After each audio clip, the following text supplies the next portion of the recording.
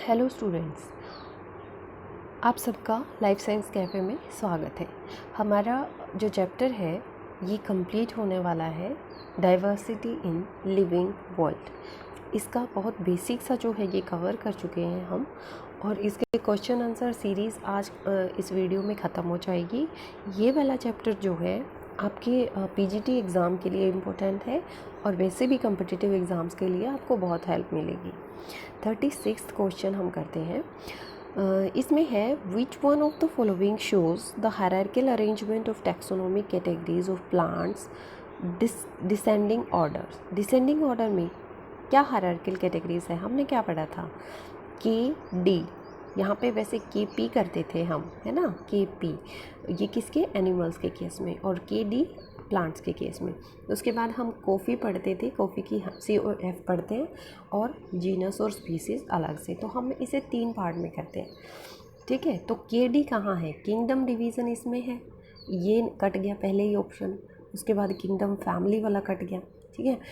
उसके बाद हम के डी देखते हैं, इन दोनों में है के डी, ठीक है। Class order family, class order family, species genus है, हमें जीनस और स्पीसीज चाहिए, तो ये वाला भी कट गया, ऑप्शन सही है फोर्थ वाला।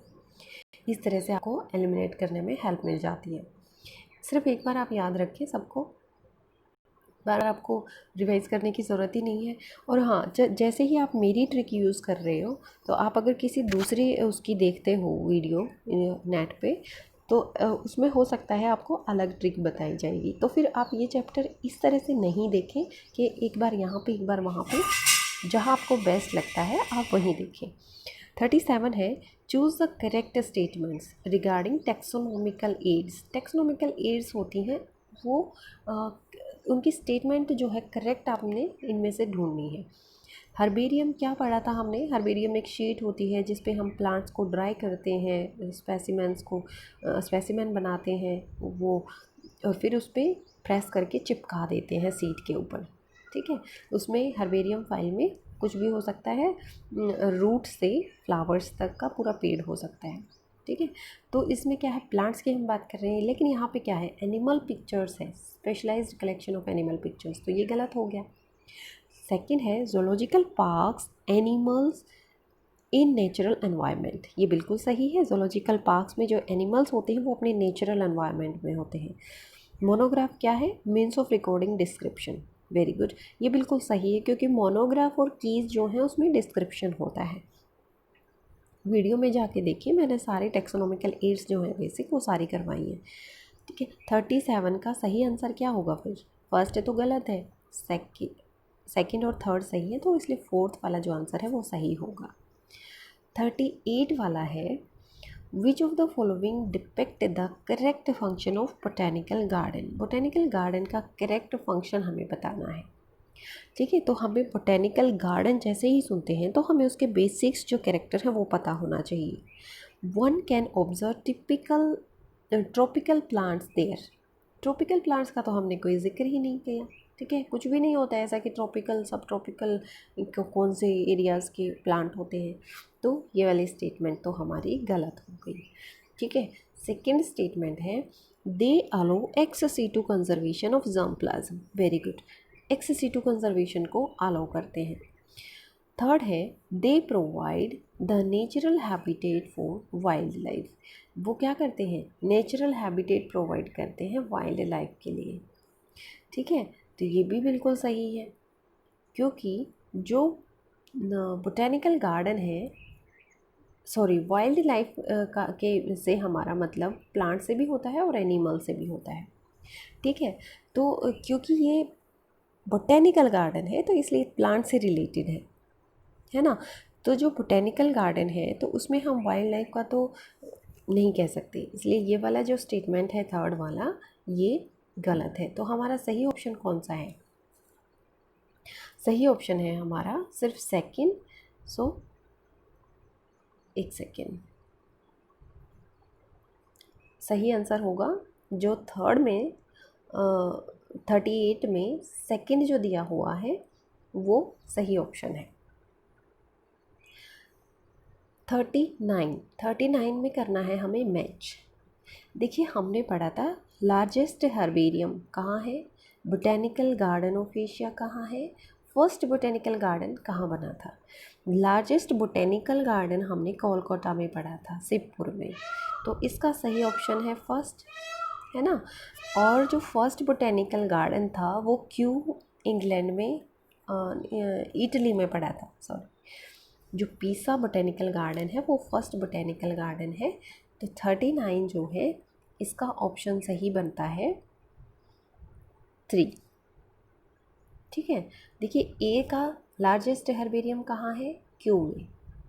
ठीक है, ए का 3 हो गया।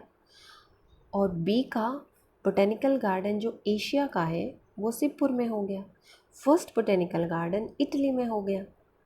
तो ये इम्पोर्टेंट क्वेश्चंस हैं, इस तरह के आप बार बार पढ़ेंगे या फिर बार बार सुनेंगे तो भी आप अच्छे से क्वेश्चन अटैम्प्ट कर सकते हो। और वैसे भी जो मैच वाले क्वेश्चंस होते हैं, मैच द फॉलोइंग, उसमें अगर आपको 2-4 की हिंट पता है तो बाकी का ऑप्शन आप आंसर से भी निकाल सकते हो, है ना। Taxonomic keys is one of the taxonomic tool in identification and classification of plants and animals. ये क्या है? टैक्सोनॉमिक कीज़ हैं, टैक्सोनॉमिक टूल हैं ये, जो कि आइडेंटिफिकेशन और क्लासिफिकेशन में हेल्प करती हैं।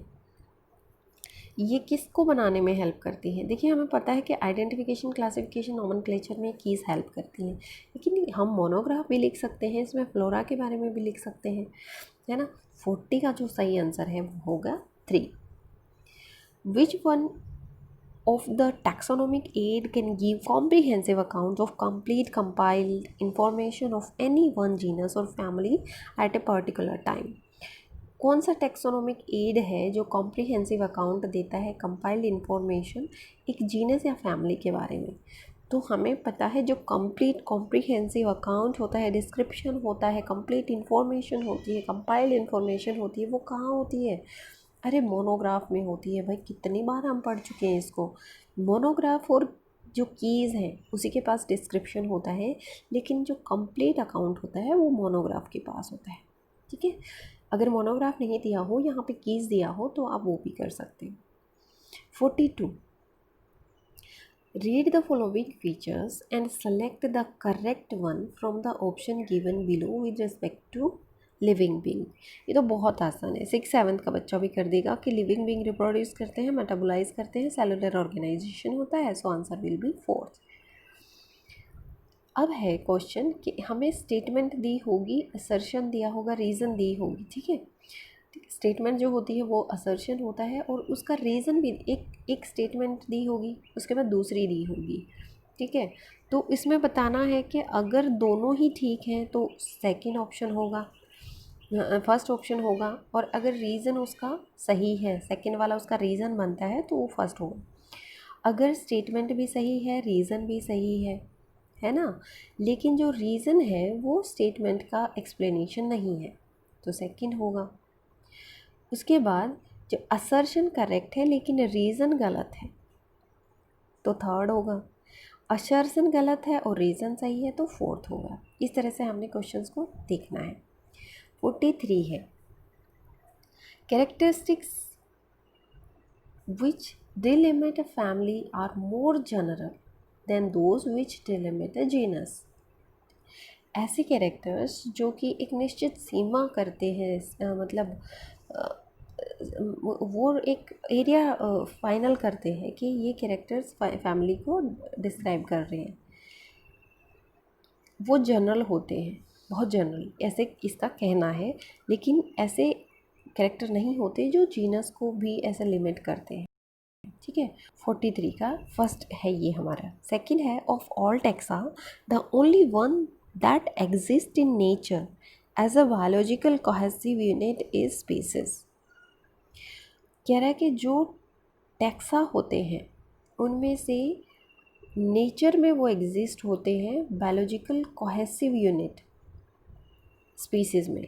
ठीक है, पूरे टैक्सा जो बायोलॉजिकल कोहेसिव यूनिट होती है वो स्पीसीज में होती हैं, ये इसका कहना है। तो जो 43 है उसमें क्या है, दोनों चीज़ें सही तो हैं, लेकिन जो ये रीज़न है ये इसका कोई एक्सप्लेनेशन नहीं है, तो सही आंसर होगा सेकंड। 44 में क्या है, morphology based approach to taxonomy is called alpha taxonomy and it is old fashioned. हमने पढ़ा था कि जो अल्फा टैक्सोनॉमी है वो मॉर्फोलॉजिकल बेस्ड होती है, जो उसकी फॉर्म होते हैं, कैरेक्टर्स होते हैं, अपीयरेंस होता है उसके बेस पे, तो ये ओल्ड फैशन है। ठीक है, उसके बाद बीटा भी टैक्सोनॉमी है और गामा टैक्सोनॉमी है, सॉरी ओमेगा टैक्सोनॉमी है, जो एक रीज़न भी है यहाँ पे, इसको पढ़ते हैं। Multi disciplinary approach of taxonomy called omega taxonomy is favored in recent years as it excludes morphological features। देखिए, हमें ओमेगा टैक्सोनॉमी जो है उसका हमें ये पता होना चाहिए ये किस पे बेस है। ये है फाइलोजेनेटिक कैरेक्टर्स पे, फाइलोजेनी पे डिपेंड करती है, मतलब उसका इवोल्यूशन, मतलब एंसेस्टर्स किस तरह से रिलेटेड है। तो अपने आप ही एक्सक्लूड कर दिया इसने मॉर्फोलॉजिकल फीचर्स को। मल्टी डिसिप्लिनरी अप्रोच है क्योंकि बहुत ज़्यादा डिसिप्लिन्स लगते हैं जब पता करना होता है कि कितने एंसेस्टर्स कॉमन है, किसके कॉमन है ना।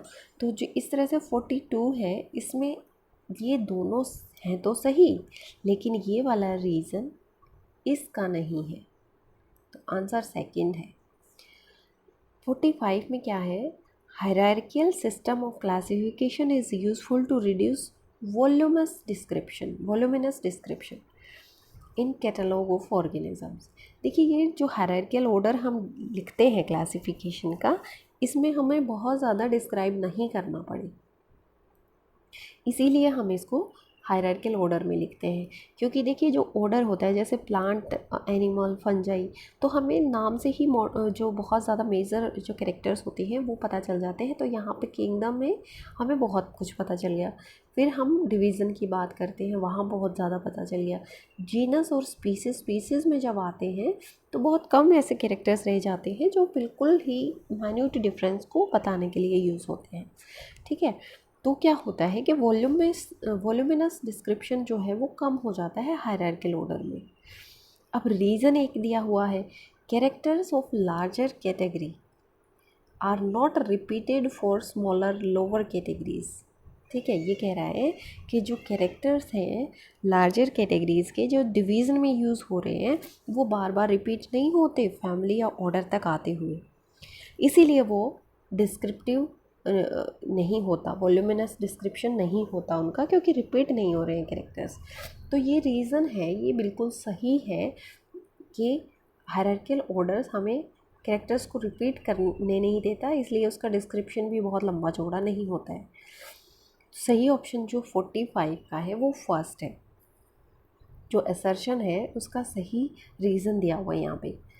46 है, नियोटाइप is nomenclature type when original material is missing.